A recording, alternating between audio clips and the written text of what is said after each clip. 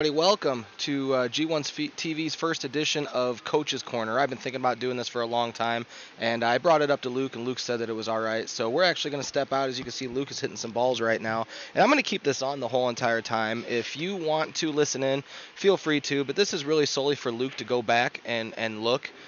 He doesn't plan on, I'm not sure anyway, working a lot with me, but he said he wanted to spend some time today working with me, so we're going to answer some questions, and we might be able to see to give him some drills to better his game. And if I better anybody, well, then that's the goal of it. So let's go ahead and let's get to it. I got to go turn off the music here, so bear with me for a second.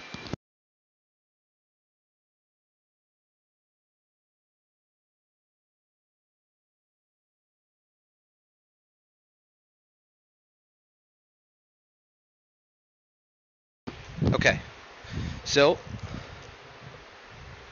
first off, before we get going, is there something specifically that you want to talk to me about? So you hit me home one time when Eric Bradshaw looked at me and said, "What aiming system do I use?" And I Okay. said, "My eyeballs." Okay. Hey, that's actually a valid answer. Right. There's a bunch of aiming systems out there, and the majority of pool players go by feel. It's not. An aiming system actually isn't as common as one would believe. So the reason why Eric said that is because of the stuff that I use, and I've talked with him about it. So he's big on trying to figure it out right now. What to do to get better. And now I will say an aiming system's not out of the question, but what I feel you need to do, I think you need to work on some other things before you decide, hey, I'm going to really start taking to some time into some visual side of things. And a lot of it actually does have to do with your cue stick. So I took some notes during our match, and I'll pull them up. So a lot of it, to be honest with you, I feel it's your mental part of the game, and it's probably some things that you've heard and some things that you haven't heard. First one's this: confidence. You lack it completely. I can tell by your total demeanor. You have no. Yeah, you don't really have a killer instinct because you're afraid of messing up. Now that could come from you shooting on a team and everybody barking in your ear every time you make a mistake.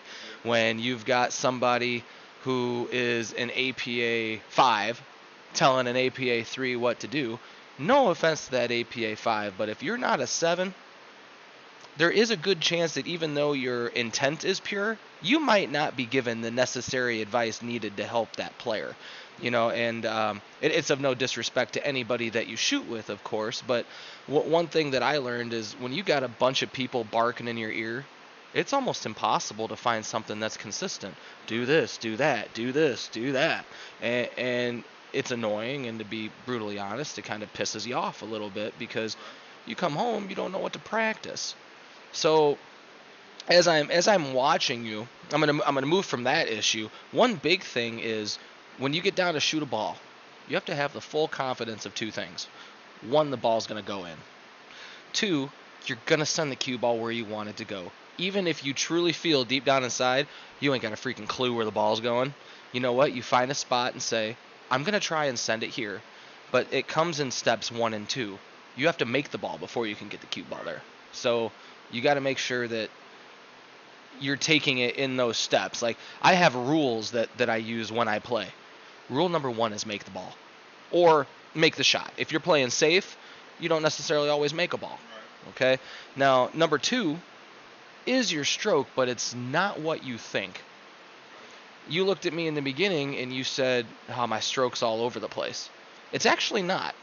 The problem with your stroke is it's in the same place all the time. Hard shots, soft shots, it's the same stroke every single time. You can't get different speeds when you're going 100 miles an hour only. You have to be able to move that cue stick 2 mile an hour, 5 mile an hour, 7 mile an hour. It's not the people think that. I'll try to get it up here to the camera too so you can see it. People think that in this situation, if I got a ball that's right here and I want to stop the ball, okay? Everybody thinks that you're going to get down here and this whole piece, this pullback, is all necessary. because the shot that you shot before, you had to go a couple rails. Let's just say you got to travel the cue ball. So for this one, it might be necessary. So you're never really told to change your stroke. It's something that we're always told never to change. It has to be consistent. Well, yeah, it has to be consistent if you're shooting the same shot 100% of the time. We have different speeds that we have to control the cue stick with. So if I'm here and I'm going to stop the ball, I don't need all that. So I can come through here and I can come right here. And I can do anything with that. If I've got a longer shot of something, something that's like this. Now, the reason why we pull back further is because there's more distance between the cue ball and the object ball. So now if I want to stop this ball, instead of coming back to right here, I might come back to right here. Okay, so it just depends. The big thing is, and what I teach, and I feel it's a good analogy. Okay, in my mind, I have a filing cabinet. Okay, and how it really looks is I got a 3-cabinet filing cabinet. Boom, boom, and boom. Okay, and then up on the top there's like a little lock box. Okay, on the top filing cabinet, in that little area where you'd write something, it's the word what. And in the middle cabinet is the word why, and in the bottom cabinet is the word how.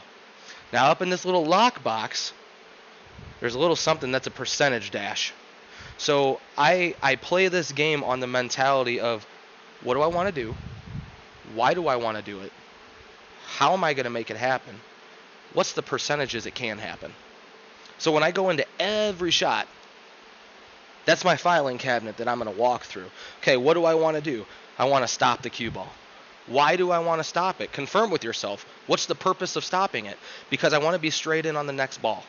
Okay, but now you start to open that filing cabinet and you pull out that first file. And the question is, why do you want to be straight in on that next ball? Oh, now you pull out that next file because there's a proper angle here to come 2 rails for the next ball. Okay, why do I want to go 2 rails for the next ball? Because it's easy. It's not easy, stupid. Okay, or something like that. To where you got to build a system in your mind to play pool, and then you get to the how part, which is the hardest thing to do. If you have no idea how to move the cue ball around the table, everybody can follow rule number 1, but my rule number 2 is get your leave on a dime. Okay, if there was a dime on this table, my mission is to land directly on top of it. And if I don't know how to move the cue ball, I can't get there. I might be getting into an oversized quarter, or I guess that's a $50. But I mean, the circumference of a $50 and the circumference of a dime, you can probably fit 3 dimes into a $50. When you're playing a game of 8-ball and you got to get in between 2 balls, that's no good. So if you don't know how to move it, that might be the part of the game that you got to work on. So when you follow this filing cabinet, that's how you set up drills. What do I want to do? Okay, I want to do this. Why do I want to do that? Because that ball's there. How do I do it? I got no idea. Now you set it up, find out. You shoot it 50 times, 100 times, and then that can change. Okay, what do I want to do? Shit, send it 2 rails. Why do I want to do it? Because I suck at it. How am I going to do it? Now it's time to figure it out. But then you get in that little lockbox of the percentages that it's going to happen. If you have a shot that is kind of like this,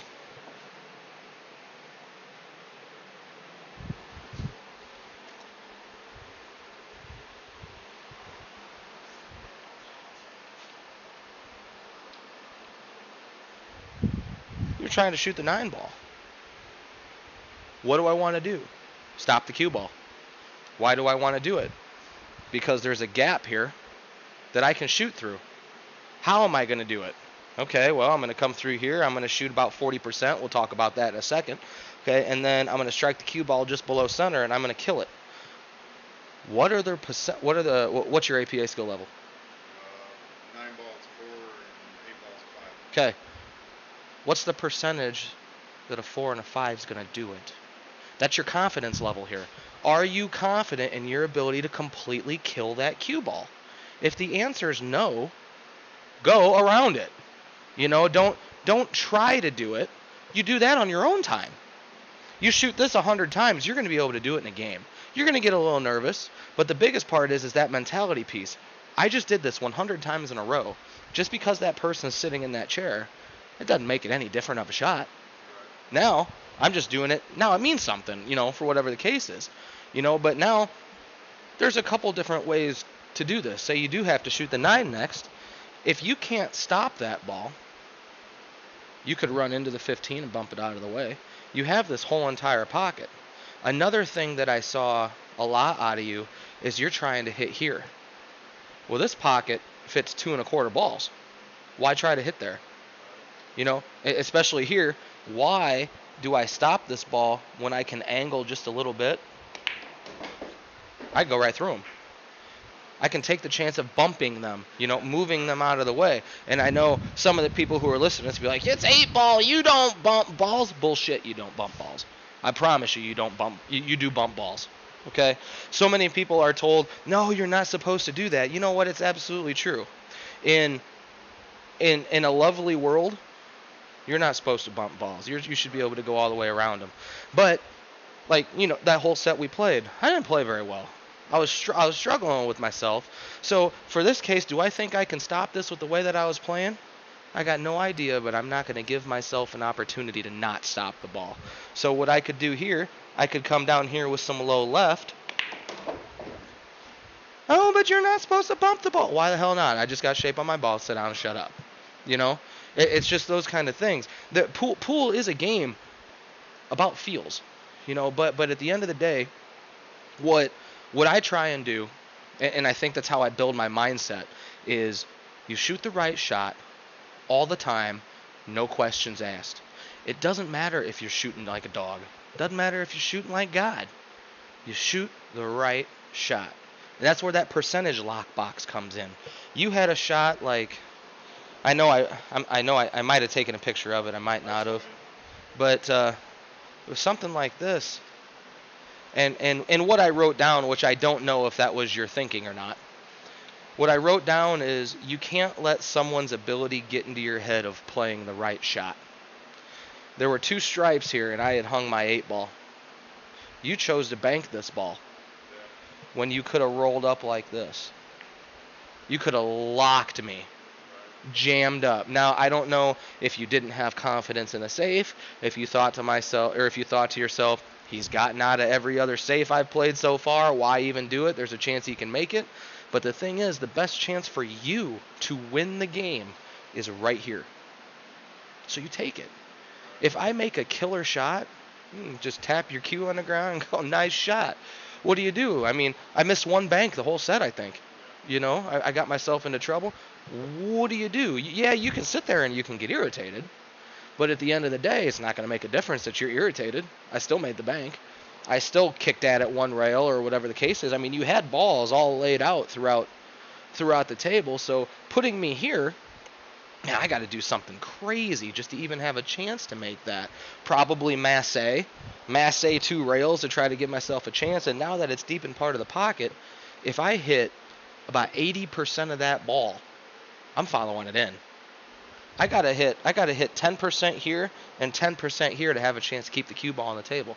Anything else is scratch city. So you know what I'm saying? So you always have to think to yourself that little percentage piece. What's the percentages that he is gonna go through 1, 2, 3, 4, 5, 6 balls and drill it? Now, Neil's fine. Okay, there's probably a 90% chance he's gonna make that ball. Me, there's probably a 30% chance that I'm gonna make that ball. Just because I do run a lot of tables doesn't necessarily mean that it's the wrong shot. And to be totally honest, if I can't get out of that rack, I'm leaving Neil's fine that shot. I'm going to let him kick out on me. You know what? It is a 1-rail kick. Yeah, he's a world-class player, and maybe that's my bad in thinking that. But right now, the best chance I have to beat Neil's fine is a 10% chance, and it lies in the safety. So that's something that you got to think about too. Safety for me has become new. It's trying to when and where and how. There were a lot of chances you had to lock me up, and you started shooting balls the length of the table instead of playing a safety. And I think that probably the reason why I stole 4 games from you. I mean, I really didn't play that good. You were given a lot of opportunities, but I think it is the lack of knowledge. It's not that you're not good. Right. You know, it's the idea that you're probably playing with players, even if they are maybe your same skill level, but maybe they got 2,000 more games than you do. Right. You know, so even though they're still an APA 5, they might know something that you don't. I mean, I'm not saying that it's wrong, but I'm not saying that it's right either, and I'm not saying that I'm always right either. You know, someone might watch this and go, "This guy's a dumbass." I don't know, you know, but that's everybody's opinion. You know, I can only tell people how I play. You know, that is what it is. Let's see what else. Your tip finish, brutal. It's a lot of the reason I feel why you have trouble moving the cue ball when you stay in the center part of the ball. So if I were to nitpick anything about your stroke, it's your finish. Okay. So when we come in like this, you have a lot of clearance, which is great for a big man. You're tall, okay? You're a heavy set guy, and when we run into someone who's heavy set, that cue's normally up in them. You've side saddled yourself strong. You've gotten your cue stick out here. That's great. And you don't drop your shoulder a whole lot. Dropping the shoulder is a problem when you can't control your shoulder drop. Yes. Yep. If it's something that's happening all the time, it's difficult to control, and it does change how the cue ball moves. So, for an example, I'll show you the same thing here. So, if I were to come down through here in the center part of the ball, and I'm going to draw the ball, and I'm not going to drop my shoulder at all. I want you to watch the movement of the cue ball. Okay? So, now, if I take that same shot and I drop that shoulder, it's going to create a drastic change in the English. Okay, if you can't control that, that's a problem. You know, at first, when I first came back from Mark doesn't remember this, but I do very vividly. He tried the whole entire time to pull out all of my shoulder drop, all of it. And then the next time I went back, he said, "Well, everybody's got a little bit of shoulder drop." All right, buddy. Listen here, okay? That's not what you told me, you know? But as I started watching, the reason why I asked him was because I was watching all of these professional players. They were dropping their shoulder, but it wasn't all the time. It was only when they needed to. So it's about that piece of kind of learning your gun. You know? I mean, you've got, right now, I would say you've got something like the Noisy Cricket from Men in Black. You got something that's wild, that's kind of crazy, and it makes a big boom. Okay, but what you need to do is you need to refine that into, I'm not a gun person, some other gun that's super sharp. A sniper rifle or something like that that's going to be really silent, real straight, real deadly. You know, and in pool, that comes from being able to control everything. And that means the things that we're not told to do. That means no shoulder drop. That means shoulder drop. That means whipping your cue right. That means whipping your cue left. Okay, there's all kinds of things that you can do with this cue that as a lower level player, they tend to do on accident. Okay, and what we need to do is we need to give players that knowledge to not do it on accident, but to be very conscious of it, to understand the differences and things. And that's a lot of practice. I'm not saying I want you to set up shots and I want you to start doing this, because that's bonkers. Okay, but I mean, that's years of me evaluating, doing things over and over again. So the thing about your tip finish is it stays up. When you come through, like if I'm going to draw the ball, you never touch the felt. That creates an issue. Okay? So now what you're doing, because of that, when you really want to get that snap, you're dropping your shoulder through. You're trying to generate more, and you're elevating a little bit. Okay? So we should be able to control everything from one solid movement. And then based off of our solid movement, we need to deviate from that structure when we need something else. Backhand English or shoulder drop or whatever the case is. So now the question is, we go back to that filing cabinet. What do you want to do? And then why, but then how? You think shoulder dropping is because the cue's short? No, but I will say you're a big guy. There is a chance that, I mean, Jay got an extension on his cue. So, I mean, but you know what, though? You look strong. I don't think you need an extension, man. When I watch you get down, you look good. I mean, there's been a lot of people that I've sent through Mark Wilson's mechanics. I wouldn't even touch your stuff at all. When you get down, you got a strong lineup right here. You're flat. Your head is over your cue. That's all good. I personally just think you don't fully know how to control your beast yet. That's just what it is. I agree. You know? And I mean, Jay, when you got in, I don't know how you were years ago, but when I first met Jay, no, I mean physically. When I first met Jay was very slender. He was a real slender guy. He was actually able to hold his cue here. But as he got older, he got bigger. When I first met him all those years ago, I watched him play. I go, dude, you got no room. None. I said, take your hand from here, where he has always held it, and move it to your butt. And no joke, he broke and ran the next 2 racks. And he just kind of looked at me, and that was our connection from the get-go. He's like, I just went from missing every other ball to running 2 racks, and you only told me one thing. You and I are going to become friends. You know, and I mean, it was shit luck. You know, but I mean, it's just an observation. It's like, dude, you look, I mean, you're all in here. Get out here a little bit, you know. Now, for you, you're holding it back here. You don't got to really do anything with it. What I would say if I were you, look to get an extension when you have to extend. You know, like I got in my case, I got a 12-inch extension. You know, and I mean, that's when, like, if I got a ball that's here, I hate using the bridge, by the way. If I got a ball that's like out here, I put that extension on because I don't want to get up here like, well, actually got to be a little longer than that. If I'm out here and I'm stretched, like this gets a little dangerous. When I'm playing really competitive, I'll just go get that thing so I can just put my whole hand on it. When I got fingers dangling, yeah, can I still make it? Yeah. I get a little whippy now because I only got 2 fingers holding on to it when I'm used to having 3, you know? So it's just that's something that I would look into, but your cues of McDermott, you're gonna have to look. You're gonna have to. Oh, you have an extension. Okay. So I don't. That variable weight system in I there. don't say I'd shoot with it. Right. I just say make sure you have it That's what I was handy. looking at. I was contemplating whether I get one to shoot with. No, Make it I don't think you need to. I don't think you need to. Yeah, they have those things that go in right here, and I notice a lot of McDermott cues use them.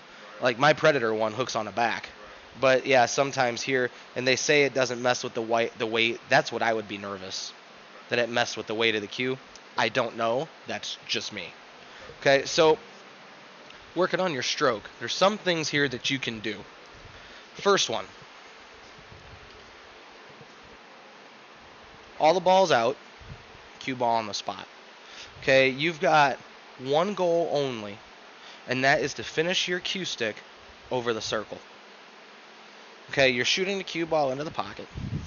If I get down here like this, and I'm in the center part of the ball, and I finish really strong, and I look up, my cue stick is just to the right. Or it's just to the left, because I can see the right side. I shouldn't be able to see anything. That means when I follow through, man, hairs, that puts English on a ball. That's going to screw you up. You know, you work on that over and over again, but now for you, the thing is, you have to finish on the table. So you have to tell yourself, you're not looking there. You're good enough, you're going to make that. You know that. So once you line up here, I wouldn't even look at the pocket. I'm watching my cue stick here. Come back, finish. Okay, and then if you're running into something that's like this, I don't know if you could tell the difference or not, but watch my backhand. I'll show you one, like how it's supposed to look. Watch through here. If I come through here and I go through, okay, you see that. Now, watch when you don't finish. Watch where that fist goes.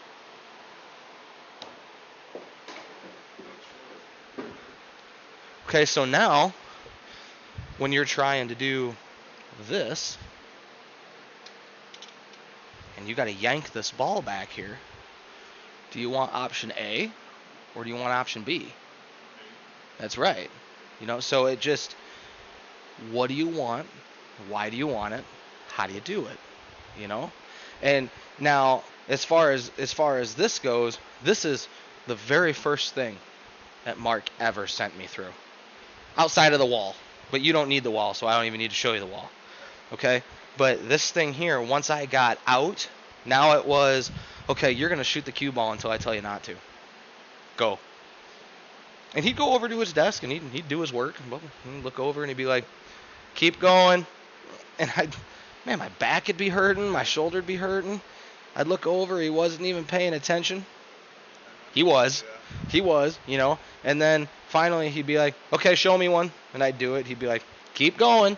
And it's just, and it there wasn't really anything that he could show me. I had to get it into my own head to build repetition over and over and over again. And of course there were other things. Don't drop your shoulder. You moved your fist to the right. Keep it straight. Finish over the circle. He'd keep saying those things, but he didn't need to be right here. There wasn't anything he could change for me. I had to change it for myself, which is why I always say, I can tell you what to do, but I can't shoot it for you. You have to shoot it for yourself. You have to change those things for yourself. When someone else says it around here versus when I say it, they think it's the same meaning, but it's two very different meanings, So now, as you move forward again, how to change your speed of your stroke. It's pretty awesome how you can change the speed of your stroke if you work hard enough to do it. So, I told you that I'm in Anthony Beeler's class, and it's funny that the way that I teach what's called a 50% stroke, something that Mark taught me. And what Anthony was going over is, it's not a 50% stroke that the pros use out of 9. It's actually a 2. So I'm going to say it's about a 27% stroke. So I want you to think of that speed-wise. 27% of your absolute maximum. You're barely hitting the ball. And the pros, they're running out. And you're telling me you're only using 27% of what you can do? Now, whether his numbers are right or whether his numbers are wrong, or they're not fully relevant. But at the end of the day, the point that he's trying to make is the pros tend to hit less speed-wise than the traditional player. And that is where him and I do agree. You watch those guys control that cue ball, they don't move. They barely hit that thing, and it does whatever they want. Now, with that being said earlier, think of all the stroke knowledge that I was talking about. All that knowledge that they have that I'm trying to get that you don't have. So I mean, they don't have to hit a ball hard to get what they want. And I feel a good starting drill is this. So you have numbers 1 through 10. 10 represents 100. And 1 represents 10. So what you have to do here, and you could use on a table, if you go to Ace Hardware or something like that, you can buy these dots. Set a dot up on the table so you have a spot that you can watch, like this one, to make sure that you're finishing straight through. Okay, so now you're going to come through here, and you're going to tell yourself, no elbow drop or elbow drop if you're working on it. Okay, but this has to be 100% of whatever you're doing. Okay, so I'm going to get into this strong, coming through here. Okay, now, what is 100% of my stroke? Notice I pulled all the way back. Okay, and then when I follow through, I'm not going to yank back. I'm just going to come back through slow. I'm going to get through there quick. Okay, now, as you're moving to 90, you take this distance between your front hand and your cue stick, and you split it up into 10 equal parts. So if I'm going to come to 90 now, what I would do is I'd pull all the way back, and I'd tell myself, all right, here's 100. Well, I don't need 100. Now I'm going to try to come back 90. According to physics, we can't generate anything higher than 90% because we only pulled back 90%. When you figure out what your 100 is, that's your absolute max. If you don't pull back far enough, you can't get to your max. So then as you work through, okay, now you pull back 80%. Why? Because we don't want 90 or 100. And then over time, if I pull back to 90, okay, and then 80, you're going to start to hear a significant difference in the speed of the balls over and over.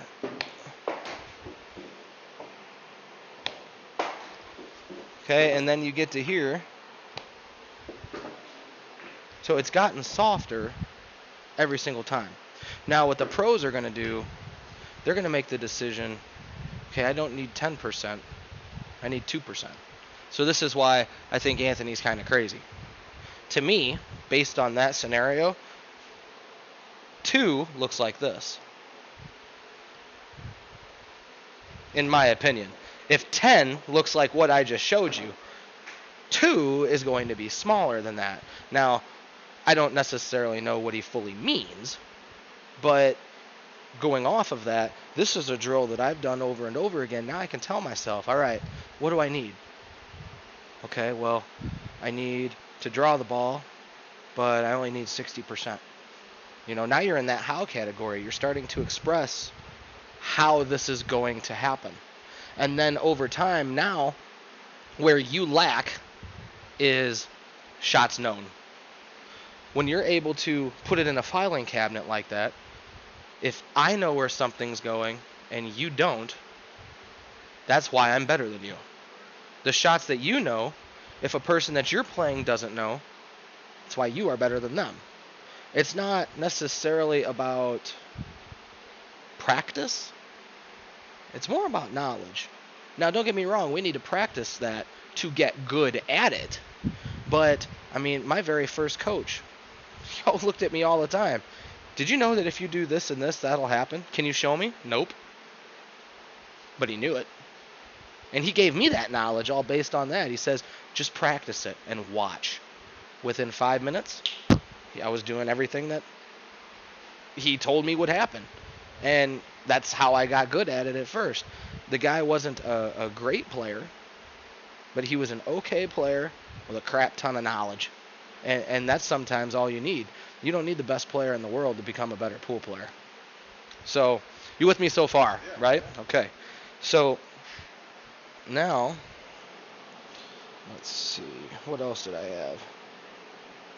So I got ball selection. I said you take a lot of hard shots, a moment to think. You don't take time to think. When you've got a layout out there and I've only got one ball left, you're down hitting a ball within about 3 seconds. It's enough time to stand here, do an overlay, get down at the ball that's closest to you, and go. Now, if you really think about that, when I had a full table of balls, how many times did I do that? I didn't. Because I know I walk around the table, weigh my options, I do all of that. You know, and if you want to get better, that's control. That's got nothing to do with your stroke. That's your ability to step back and take a look. This game isn't as much I'm going to act. I'm going to act. This is a game of thinking. If I outthink you, I'm going to beat you. That's just, you know, people say, how many times have you heard someone say, oh man, you thought way too much. You just should have done it. You thought way too much. Now, here's my argument. People say that they think too much. Here's my argument. You didn't think enough. Did you make the ball? Probably not. Did the cue ball go anywhere where you wanted it to go? Probably not. So with that being said, my what, why, and how piece has to do with thinking.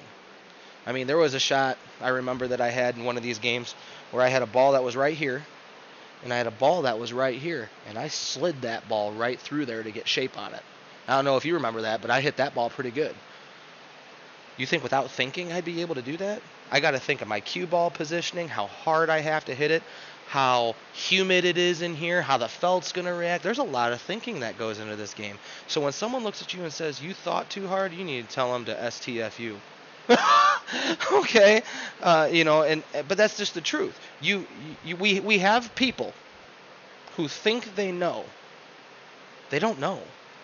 I'm not a pro by any means. But you watch those guys play, they ain't playing on autopilot. Dude, there's thought there. There are things, and they make it look really easy, which makes people believe they're on autopilot. No, they ain't on autopilot. They're some of the best thinkers in the world of trying to figure out puzzles, positions, speed, accuracy, all kinds of things like that. So one of the other things, too, you said earlier that I wanted to touch on. To be the best, you got to beat the best. Arguably one of the greatest quotes of all time. Problem with that.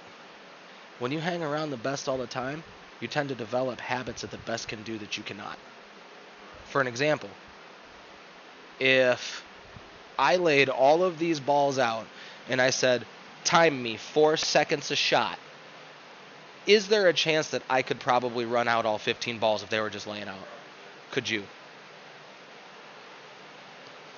Okay, so now you're hanging around with better players, you're playing better players, but they have so much more knowledge than you. When you need to take a step back, our brains think quicker than yours. Now you're trying to play our speed. Man, there's some guys around here, I'll speed them up on purpose because I know. I sit in that, it's a mind game, man. There's some other guys, I'll slow way down because it drives them bonkers. And then they get up, they run up and wham, and they miss the ball, and I'm sitting over here laughing, and I'm laughing in here. I'm not laughing outdoor, but I'm thinking to myself, you're too predictable, And when you give your opponent the ability to speed you up and slow you down, that puts you in trouble. But if your opponent can figure that out, how strong is your opponent to really think that, to really take that into consideration, right? Okay, so what you have to figure out is, who is Luke? What is Luke capable of doing? What does Luke have to work on? Okay, and when you answer yourself, well, I don't know what I have to work on, that means you have so much to work on that you don't know where to start. And for me, it was these drills that I just showed you. You got to have the ability to hit the cue ball exactly where you want it so you can learn where it is supposed to go. Let me ask you a question. Do you even know where center ball goes? Exactly. I didn't either. 80 to 85, maybe 90% of America as pool players has no flippin' idea where center ball goes. So how do we determine that? A 50% stroke directly underneath center ball, you have to learn your tangent lines. When you have a good 50% stroke, your cue ball will stay on a tangent line approximately 3 seconds. Now, when you get to a 7-footer or a 9-footer, that 3 seconds is a long time, because a 50% stroke on a 9-footer is totally different than a 50% stroke on a bar table. We're smaller. I don't have to hit as hard on a bar table to get the cue ball to go 3 rails. I have to hit harder on a 9-footer, but if I go above that, quote, 50%, I start to lose control. You don't want to lose that control. So you stay in that zone of probably 30 to 60, somewhere in there, and then when you strike, now you're starting to figure out those lines. Don't even touch draw. If you can't hit in the center part of a ball, why are we putting right? Why are we putting left? High, low? You ain't got no idea where Whitey's going. So we got to work even harder to figure out where it's going. And the reason why we haven't hit a ball or anything is because you've probably never had anybody tell you this before. It's not about getting with me and me setting up a bunch of drills and you doing it. It's about taking some time for you to figure out, oh my God, this game is a million times harder than what it is perceived to be. You know, I've been talking to you for about a half hour now, and it's all just been little nitpicky things that if you get a hold on, dude, you're 10 times the player that you are right now. But it's all about thinking. You don't think about any of that stuff. So let me give you an example of like center ball versus something else. So when we have a shot, let's say something, let's put it up here. Let's say something like this. So the 12 ball is your object ball, 11 ball is your cue ball. Now let's say that you're 14. That's the ball that you got to leave for. Okay? So when you're coming in through here, let me ask you first. If this is your shot, how are you trying to get shape? Before anything that I told you, if this was you, what are you doing to try to get down here for the 14? Playing right on the cue ball, come 3 rails or 2, possibly 3 rails behind the 14. Okay, so you're playing 1, 2 back down this way to get over here. Now I'm not going to tell you that's wrong because that's what I do, but you're going to put right on it. If you put right on this ball, you don't have high or low on it. Right is going to spin, spin, and spin. Now, you're right here. Now, high right, adding that is going to open it up a little bit. So now with the high right, instead of coming here and snapping, you're going to get up here, and then there's going to be a bend. It's going to come out here. But now, you're danger. Okay? So how do we move the cue ball without running the chance of coming up short or being in danger? Now, you can get here with high right, don't get me wrong, but high right on this shot is taking you through here. When you hit this bad, this turns into this. That makes sense, right? Because that just means you didn't have enough high on it, you know? Okay, so now I'm going to show you center ball, and you change your speed. Watch what happens. So all I'm doing, I guess I shouldn't even say center ball. It's like a stun shot. Just like a half a tip under the center part of the ball. I'm keeping that tangent line. Watch what happens to this ball. Come right here, right underneath it, and hit it with some speed. I got your shot, no problem, and some, with no spin at all. Just because I know the tangent line. Here's my line from that shot. I've practiced it I don't know how many times. Tangent line takes me right to this spot. Takes me right here, which takes me right down here. Every time. So now, when you know something like that, now it's not about the spin. Now that you know your natural line, now you can react that way. You can react with it. So if I have this same shot again, just keep my thinking here. So if I shot this shot with a stun shot, and I got here to here to here, how can I still get down here but change my velocity, change my speed? What do I need to add on the cue ball to keep this line? Just draw. Just a little bit of draw. Because what I'm doing, since I'm going to hit it softer, it's going to go forward. So I have to bend the cue ball to my spot to get my same result. So I'm not putting any right on it. I'm still staying in that center axis of the ball. So now I come to here. Now I don't have to hit it as hard, and I'll just draw it.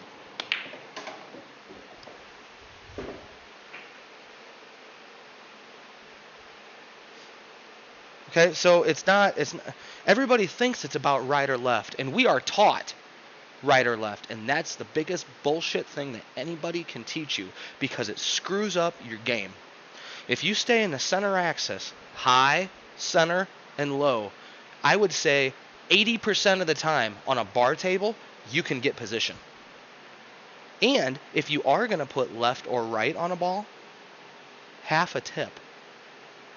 We're taught too that if this same shot, we're taught now if I come through here and I'm going to put a bunch of right on it, I mean, it's great, right? Yeah, I can get down there. I can get down there. That's good. But now the right carries it so much, it's almost impossible to stop. The right is considered running English in this case. So now you saw with draw, I got right here. Now notice I still need to bend that back in order to have a shot, right? So this is how you figure out your spin. You said right first, and I said it's going to open it, it's going to open it, it's going to come down here, you got a chance of scratching. Okay, now high right increases that chance, that pulls it this way. But now we want to get down here, and we want the cue ball to come towards this ball. We don't want it to come here and come out, because then if we hit it too hard, we want it to hit this rail and then smooth itself out towards this rail. So now we got to kill it with speed, so that means we got to add draw. But draw itself is still too much power. So now we have to change the angle. We have to add a little bit of right. So we change that angle, so instead of coming down here to here, we're coming try to up here to try to get it down here, or we're trying to come down here to get it down here. You know, see how I'm trying to figure out what kind of spin, and it's a point. We just can't put right on it. This is like a tip and a half a draw and a half a tip of right. Like, you got to be specific as a player, and the only way that you're going to figure that out is to practice, you know? So now if I come down here again, down here now, and I'm going to add that little bit of right, dies a little more. Okay, but now I pulled it all the way up here. So when I pull it up here, my next line, that's taking me this way. That's a natural tangent line to this line. So we got to find out a way to get it down here. So the way this table's playing, the way everything's designed, might not be low right today. Might be low right tomorrow when the humidity's gone. Right now, you might be looking at high right. Why? Because everything's sticky. So everything's going to change a little bit. So now you come here again just to see high right isn't gonna pull you to your line. It's going to pull you just in front of it. So now, instead of getting here where we have been, now there's a chance that we could get down here. And we still don't have to hit it as hard. So we'll come here. So I'm going to come high, and I'm going to come right. I'm going to let the ball float. I missed the shot, but look where I'm at. So now you focus on making the shot. That ball's probably, instead of being right here, it's probably about right here, which puts you about right here. Who has a problem with that shot? Not me. You know? So the thing is, though, when I show you center, I got there. You don't necessarily have, just because the name of the game is three-rail shape, doesn't necessarily mean that we need to add help. And we are told, our coaches, our APA coaches, will come up to us and say, oh yeah, just put a little bit of right on it. No, you don't need to put right on it. You need to hit it harder. Well, when you hit it harder, you rattle the ball. No, you mess up when you rattle the ball. That's got nothing to do with the velocity of your cue. That has everything to do with this. That's a you problem. That's not this. That's this. That's that. That's a you problem. You know, one of my favorite things to do, which I did it about 3 weeks before I started the banks. I would set up this shot right here. You want to know when you got a straight stroke? When you can hammer this ball and make it. You're the length of the table. When you can do that, you know you're hitting the ball straight. You're hitting it in the center part of the ball. Now the cool part, though, is this is how bad I actually hit that ball. This ball doesn't let two balls into it. But even though I made it, I hit it to this part of the pocket, that ball went this way. When you have those pockets that are so tight to where that one ball goes in, if you make that ball, this ball is supposed to follow it. That's the whole point. I mean, it came forward and it went right here. Well, the reason why it went right here is because it entered the pocket right here. If it enters the pocket here, this ball comes back this way. I probably make them both. But now you got to take into consideration now too, this is the tightest table that around the area. If you can take your time and slam a ball into that pocket, when you go to Godley isn't this tight. When you go to Morris, those are valleys. Okay? You got to be able to see, okay, I have to go here. You know, and then like on this shot too, there were a bunch of shots like this that you rattled. And it is because you've played a lot on a valley. That's why. When you have a shot that's like this, and you slow roll it, and you leave it in a pocket. Now, on a valley, you can still hit this point and get away with it, because this point is out here. Okay, now, on this table, and this is how you should play pool, period. You need to strive for the center part of a pocket. And I'll show you what I mean by that. There are 3 centers to a pocket, depending on the variance of shots. You have the center that I just showed you. You have the center of the pocket on this rail, and you have the center of the pocket on this rail. 3 different pieces. Center pocket here, center pocket here, and center pocket here. If you try to make this one ball right here, you hit the point, you lose the game. You have to be able to hit it out here. So now when you go sight these shots, you can't sight it for the hole. And this is the problem that we have visually. We sight our shots for the hole. You ever been told to aim for the back of the pocket before? Punch that guy. Okay? Because now you're aiming for the back of the pocket. Donk, you lose. Okay, you can't aim for the back of the pocket. You got to aim for the entryway of the pocket. So now you're coming through here. Now you hit this ball through here. Yeah, you've hit the heart of the pocket. That ball's going to go. Even if the shelf's right here. Now, don't get me wrong. If you hammer it, and there are sometimes you have to hammer it. You got to take that risk. But if even on this table, as you're coming through here, by the time it gets to right here, 65% of the ball is in the hole. It's going to go. Unless you have spin on it. Now you rotate it. Now you pull it back because that spin takes. So you have to, again, worry about that first drill that I told you. You got to make sure that you're hitting where you need to hit it. When you use your right and you use your left, there is some compensation for that. It's not a lot, especially when you have a low deflection shaft. It's not near as much as you would with a regular maple shaft. That's almost like half a ball for deflection when you talk a maple shaft. You get something like a carbon fiber or a predator wood, anything like that. It's probably an eighth of a ball. And that's probably where I'm too far ahead of myself too, because I went from a maple shaft to 5 shaft. So, here's the best thing that I can tell you when it comes to that and figuring out your spin. You subconsciously have been used to overcompensating for a cue that doesn't do you any good. Now, all you got to do is trust your aim. And I'll show you a little technique.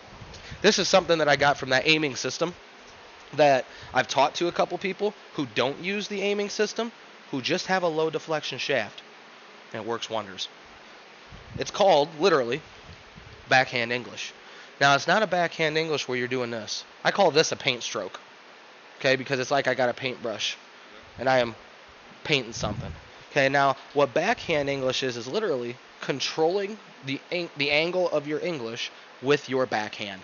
If I'm going to have this straight-in shot, okay, look at that. Go ahead and you see if I draw it straight back, it's going to hit the diamond. It's not going to go into a pocket, right? So if I come here, withdraw. Now watch my backhand. If I want to apply left, I go left. I just move it. So now when I come through,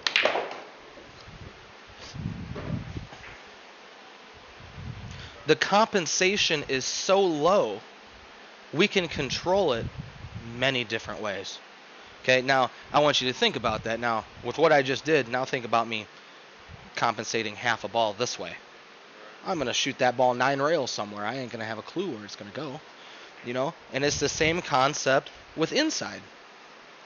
Inside here, if I stroke it really good, and inside would be coming this way, there's a chance that on contact, I can snap it into the corner part of the pocket. So if I come down here, see how much I get out of that? Okay, so now what it really renders here is, how good are you to make this shot? What do you need? Is there a 9 ball that's right here that you're trying to draw back into? Well, now you just missed the 3 ball. Now you lost. That's why for shots like this, you gotta look into thinking, like, say you're playing a game of 9 ball. How greedy do you have to get? Where's the 4 ball? Is it tied up with 3 balls? You draw back, you try to make the 9. If it's wide open, don't get greedy. That's how you lose a game. Okay, so, and that's the same thing here too. That same stroke that we're working on here, as long as you follow through straight, ball should come back straight. You shouldn't have a problem. Okay, but it really is. I don't think it's your lack of knowledge. It's your lack of control. You just haven't set aside time to practice enough to... And I have, but I've practiced. The wrong things. Yes. The wrong things. That's right. We can practice missing balls for hours. Right. But if we don't understand why we're missing the ball in the first place, the practice is pointless. We have to be able to understand. And in the beginning, if you don't have a coach, you'll eventually figure that out. But if you do have a coach, man, you figure it out way quicker. I wish I had someone to tell me, why'd you miss that ball? That's all they would have had to say to me. Why'd you miss that? I don't know. Maybe you should start thinking about it. That's all they had to say. And I'd been like, huh, that guy's smart. Let's think about why I miss balls instead of trying to make them. Contemplate why we miss them. Because the reason why we miss them is right here. If we can figure out why we missed a ball, we won't miss it anymore. We can try a million times the wrong way to make a ball and never make it. But it's funny, as soon as we do it the right way, the ball goes in. So, let's see, what else do I got? Let's see. What are the chances I really make this? Okay, so I talked to you about the percentages. There were a lot of shots that I just ultimately feel like you just didn't think about. You were just trying to make a ball. Just trying to stay at the table. Man, if you're telling me you're a 5, man, you are in trouble. That's the APA system. You're absolutely right. You're absolutely correct. And that's because you come in and you try. Yep. And sometimes they try. Sometimes they don't. So, yeah, part of the reason you're there is probably because of you. The other reason why you're there, probably the other guy. Because, oh, this is a good guy. Yeah, Luke doesn't dump, so now I'm just going to give him these W's, whatever the case is. Let's not get into that. But, yeah, as long as you understand that. But the thing is, though, you have every capability of being a 5 tomorrow. Yeah. You do. No joke. I can see the way you walk around the table. I can see the ideas going in your head. But right now, it's like someone kicked over your filing cabinet. Too many right now. Yeah. And what you got to do is you got to look on the floor and you got to be like, you know what? That's page 1. That's page 2. And you got to put them together to where you're going to be able to be successful. And that's what 8-ball really is. Your filing cabinet fell over. You have to pick them up. That's really what it is. Moving the cue ball around in succession to try to get out, but then sometimes too, though, there's a rip in your page, and that's called a safety. When you play the safe, that's your tape. All right, I've taped it up. Now they've missed, or they give me ball in hand, we hope. Now we have a new layout. Now it starts all over again. Can I get out? Oh, there's another rip in my paper. I got to play another safe. That's just how it is. So a lot of the reason why you lose games because you don't take the time to try to win them. That's it. I'm not saying you're not capable of winning these games. You don't give yourself the opportunity to win the game. There is a mental mistake. People think because you missed a ball, it's a physical mistake. No. It's a mental mistake because you shot the shot in the first place. When I'm sitting over here watching your ball selection, I'm thinking to myself, man, if he wants me back up to the table, that's the perfect ball to shoot. And there it was, and I was right back up here. But that's because you had a ball that was like this, that you're trying to cut into the pocket. Okay? And there was a ball that was right here.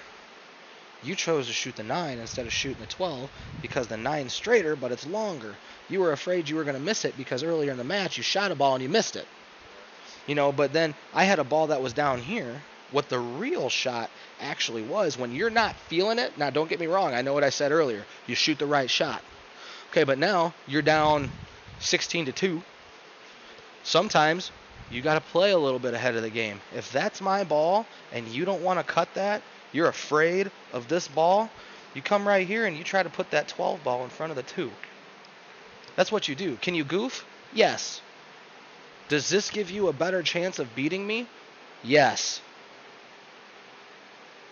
This safety, in your case, your nerves. You don't want to shoot it because you've missed it already.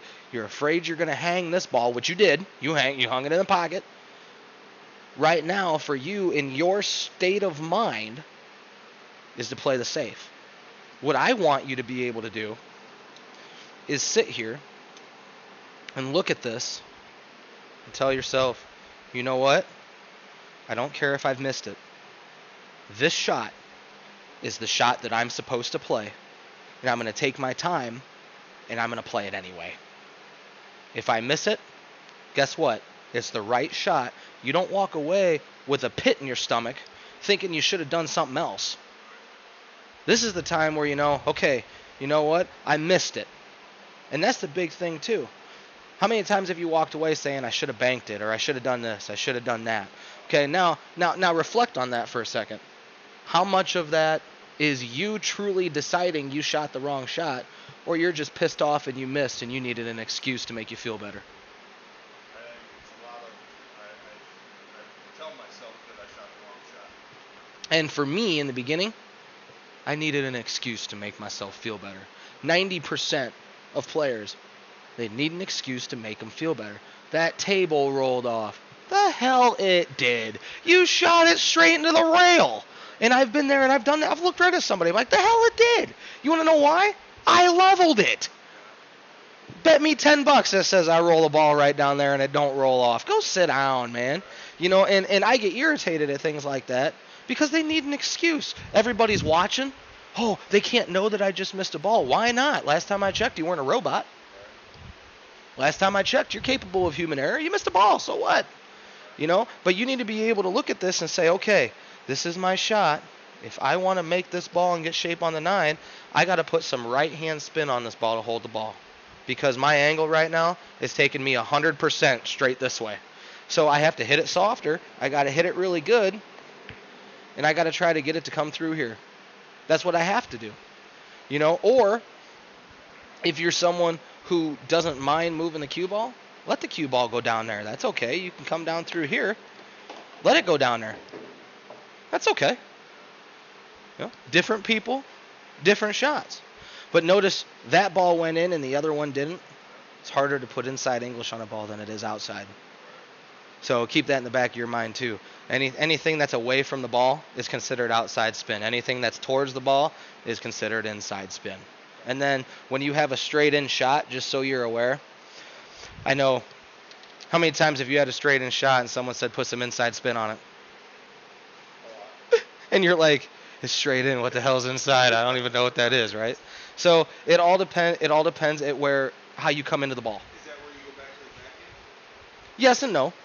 You could, but if that's the case, outside spin then would actually be pulling your cue in. Because I'm actually moving away. And then outside spin would actually be considered inside spin. Even though I'm moving away, my cue stick's coming this way. Okay? Now, here's what I say. It depends on how you come into the shot. If you're a right-handed player, most of the time we tend to come in from the left. Inside is to our left, and outside's to our right. Okay, if we're coming in this way, all right, and if for some reason, this looks weird as hell as me as a right-handed player. This does not. But if I'm a left-handed, if I actually hold this here, I'm not even a left-handed player, and this looks 10 times better than me than this. I feel out of whack. My body's not where it's supposed to be. So as we come through here, since I'm coming through the left side, hey, put some inside spin on it. Well, the left side of the cue ball is closer to me. That's inside spin. Okay, that's how I've always distinguished that, just how you go into the shot. So now when if you're coaching an opposite-handed player, you got to remember that. You got to say, okay, are you right or left-handed? Then we say, oh, I'm left-handed. All right, put some outside spin on it. You're fine. Because for us, that's inside spin. We're right-handed. So, just depends. Okay? So now you know that. Let's see what else. Running balls out when there's... Oh, that's a big one too. It goes back to thinking. Don't run balls out when you have zero chance of getting out. If you've got a setup here that's like this, and your stripes,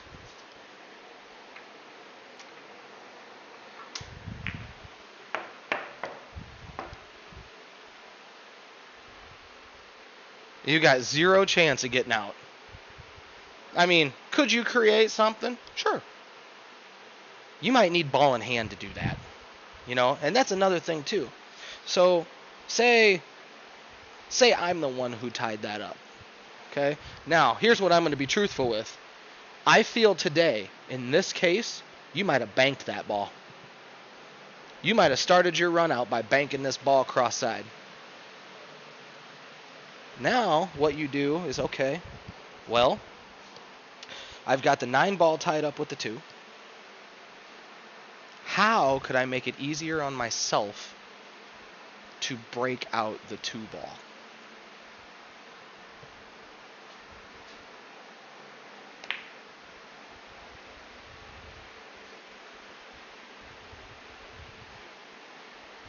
Now, it's more than just a safety. Now I've given myself an opportunity. So what's going to wind up happening here when you start to face better players, come over here and check this out. What could I have done better? Do you know? As a strong player, I'm looking at that and going, well, there ain't no way I'm letting you get that 9 ball out of there. Try again, bud.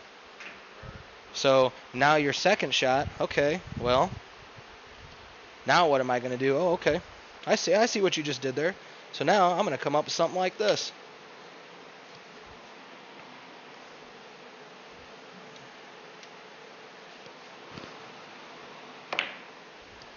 Now what you going to do, homeboy? You ain't going to do anything now. See how I did that? So now I'm taking away his opportunity. All right, you just made my ball. Make it now, buddy. And then the difference between a strong player and a weaker player is right here. Here, I could maybe jump this. If I'm playing a pretty good player, they might try it. And at the end of the day, all they got to do is send the cue ball back down table. And then the last piece here behind this is you run into this situation where you can come here.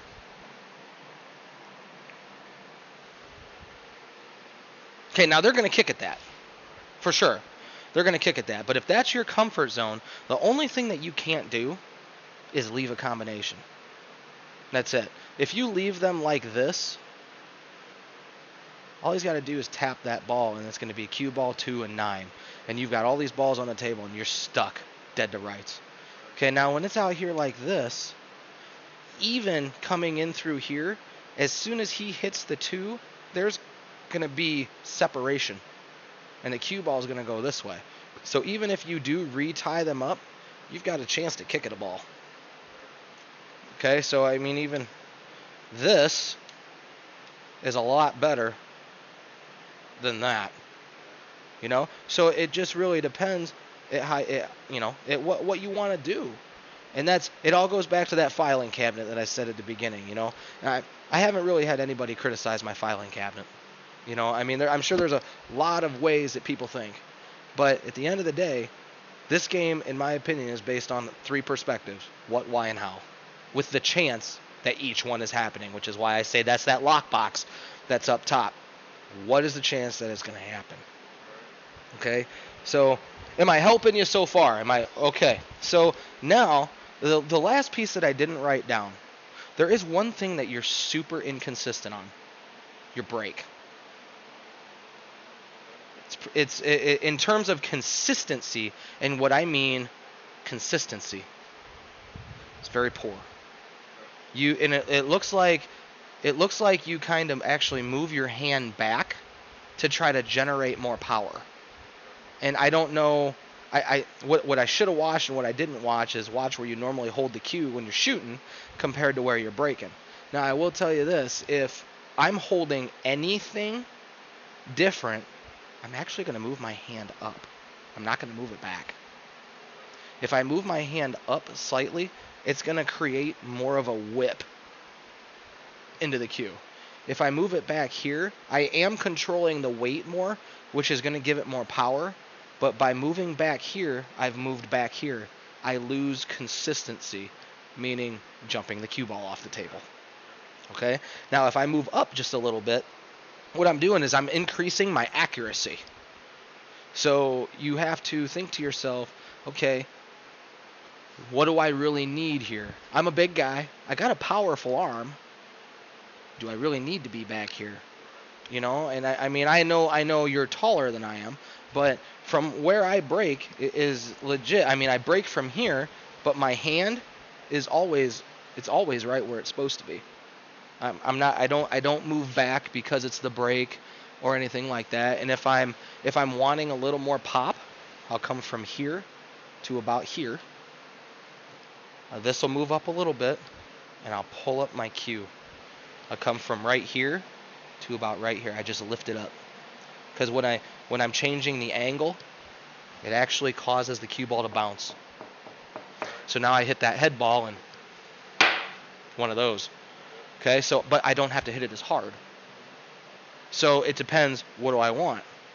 I could go like this, and I know you see it appears that I do that, but to come up like this and then go wham like that ball's gonna go straight up in the air. Now if I don't hit it perfect, it's breaking the popcorn machine. It's making a ball on my other pool table. You know, I mean, it's doing something crazy. So that's why on a bar table anyway, you don't really see people do this. And if they do, it's very controlled. They don't move the body at all. They just come through here. They're like this, and that's it. It's about all it is. And the ball will pop up from about the spot about this high to about right here. And then it'll just sit there. And then if it gets kicked, it gets kicked. But for someone my size, would you agree that I generate a lot of power? Yeah. Okay, now you build that control into you. Jesus. Oh my God. You don't need all of that extra power to bust the balls. All you need is a consistent hit. You a bowler? Yes. Okay. So when you bowl, the bowling ball does a lot of the work, and I don't know if you've ever paid attention to that before. So the bowling ball actually takes out these pins. If it's coming in from the right-hand side, it's going to come in like this. It's going to strike these 4 pins, and the rest of the pins take out the rest of the rack. That's how you get a strike. Well, that's the same concept when you're breaking. You're hitting the ball head on, but the rest of the balls are creating the force to do the work. If you don't hit it head on, if you hit it with spin, you're releasing power to one side of the rack over the other. So that generates something completely different. Now, it's one thing if you do it on accident, but it's another thing to know how to manipulate it like that. So, and that's the difference between breaking from here and breaking from over here. If I'm coming in this way, where's more of the power going to be, on the left side or the right side of the rack? The left. I'm striking this way. So the power, wham! So if I have these corner balls that are here, this ball is going to get to the rail long before this ball does. So now you can manipulate that, but you have to know that as well. And then the further more you come in, this ball starts to get less, this ball starts to get more, until you come in right here, where if all balls are tight, they should hit at the exact same time, as long as you hit in the very middle. But if you don't, the difference maybe between pocketing a ball is this. This ball's on the rail, this ball's not. So that means you broke from this side 1/8 of an inch, because that ball got there that much faster. You know what I mean? So if you're playing APA, do you break to make the 8? No, not yet. Okay. Breaking to make the 8 is not near as complex as it looks. So when you rack, when I'm trying to make the 8, if I'm normally, and this is truthful, if you see me going for the 8 on a break, I'm messing around. I never break to make the 8. It's too inconsistent. It depends on the rack, which is a bad thing. But what I will tell you, though, some things that I've figured out. The 13 ball in this situation. Now, I'm right-handed, and I don't follow the rule that most pool players do. I'm right-handed, and I break from the right side. For some reason, they say that if you're a right-handed player, you're supposed to break from the left-handed side. I think they're crazy, but whatever. To each their own. So when I try to make the 8 on the break, I don't even use my break cue. Because what I don't need is a crack.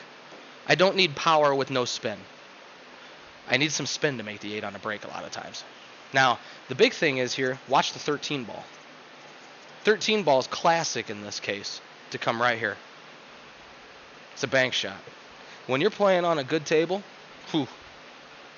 that's almost a money ball. It's almost, I mean, I'd almost be willing to bet $5 a rack I can make that. But it took me a long time. Low outside spin. Now, watch my stroke though. It's not overpowering. Yep, there it was going right cross side. Now, when you break from the side, you get the 8 squirting. I'm not really trying to make the 8. I know it can go. What I'm trying to make is that ball cross side, because it's going to open up a whole bunch of possibilities for me. Now, if you're playing APA, that means your stripes. I know APA, solid stripe, solid stripe, solid stripe. Be careful when you're playing a 7. Watch the rack, because they know that. And if they're going solid stripe, I would almost guarantee the chances of a stripe being on the corner. There's a stripe on the corner, I guarantee it. So you're going to have to pay attention. And I mean, not all 7s, just the crooked ones, who understand that they're not playing a super good player, or whatever the case is, and maybe they don't pay attention to that stuff. I found out that on accident. I was gambling somebody. He put a 5-pack on me making that ball on the side every time. And he was a friend of mine. So I was an asshole, and I tilted the rack the 6th time.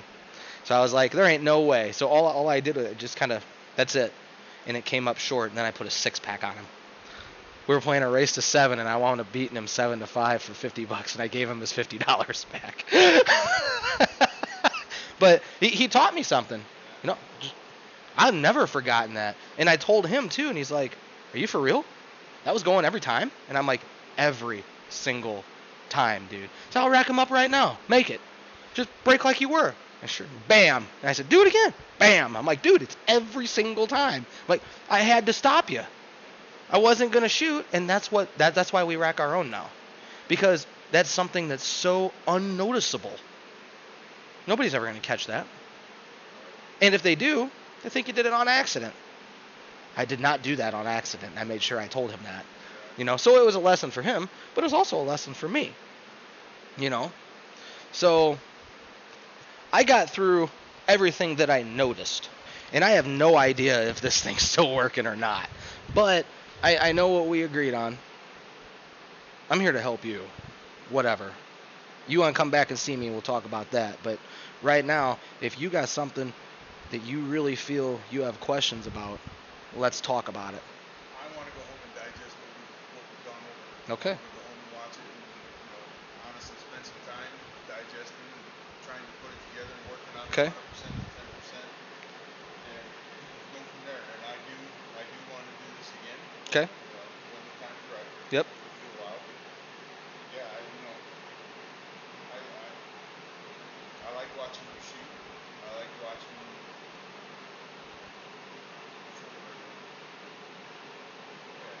watching how you manipulate the people, and I do try to emulate some of the things. Yeah, not near there, but. So here's what I can tell you. If you really like watching me play, I'll give you a couple of tidbits into my head. One of the main things that I do, one, I try to stay in the center of the cue ball as much as possible. If you don't know what the center part of the cue ball is, that's your first mission. Okay? Now, step number 2. If I have to put right or left spin on a ball, I ask myself how much. Can I get away with only putting half of a tip on it? Because I'm still pretty much in the center part of the ball. It's something that's controllable. Okay? And then if I say no to that, I always reevaluate. I always look around the table again. Is this the shot that I have to shoot? Because now I am dealing with deflection. If I hit on the right side of the ball, it's going to go left.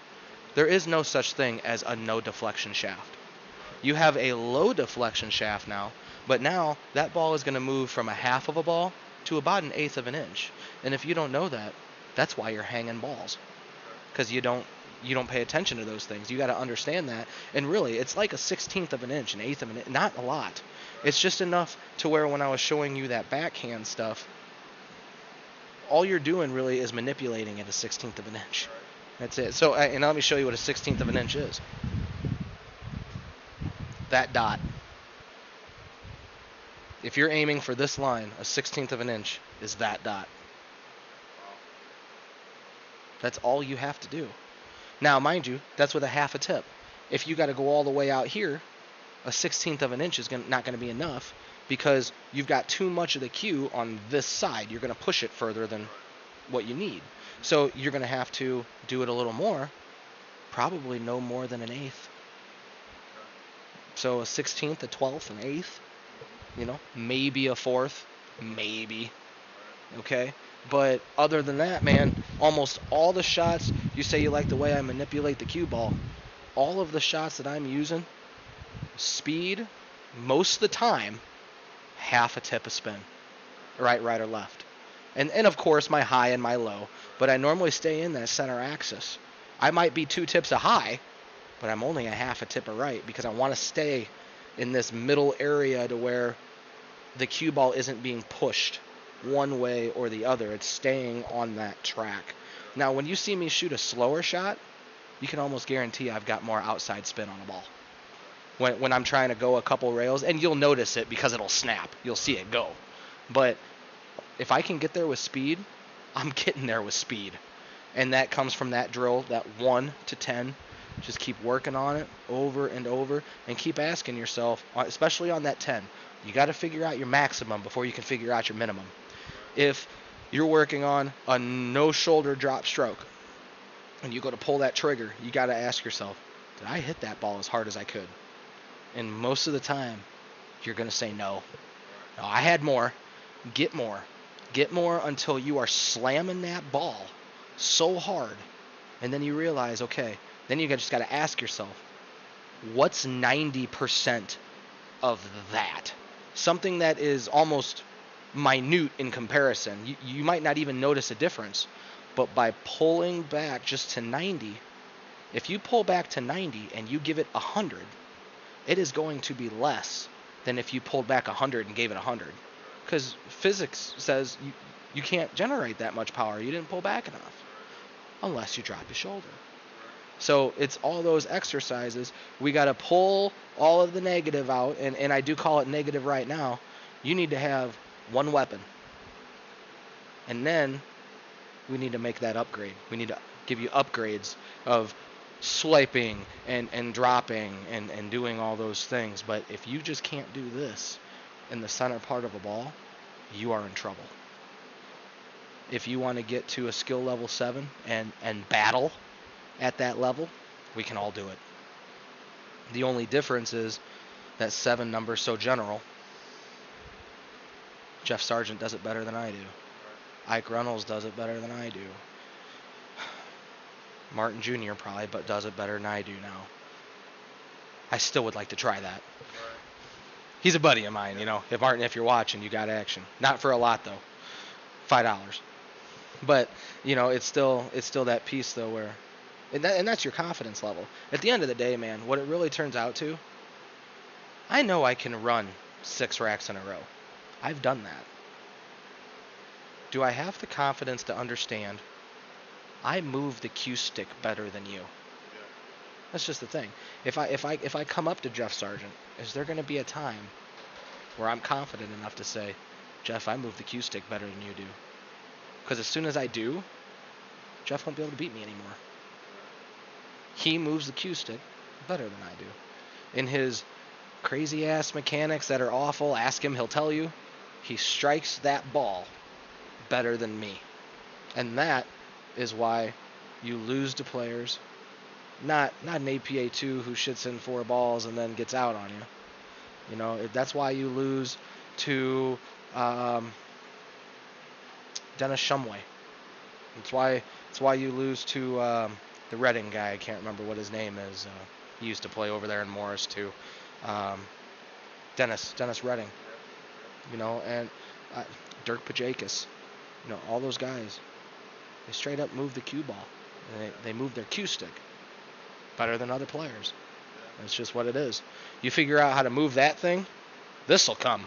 It's about striking that to that the best that you possibly can, and you will make shots that you never thought you ever could. So go home and digest that. Hopefully you guys can still hear me. Hey, it's still on. It's still blue. So that means you guys can still hear me.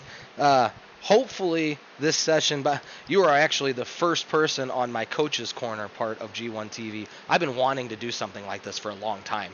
And thank you for letting me do this. And you have the opportunity to go back and watch it. So for those of you who are watching, if you like what you heard, get a hold of me. Send me a message on Facebook, and we'll talk about a rate or something like that. Get you in here and getting some studies in and things of that nature. If you didn't like what you heard, well, you're probably better than me.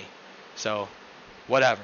But appreciate the people watching if you watched, and hopefully you get to go back and listen to everything over again. So, until next time, everybody, thank you.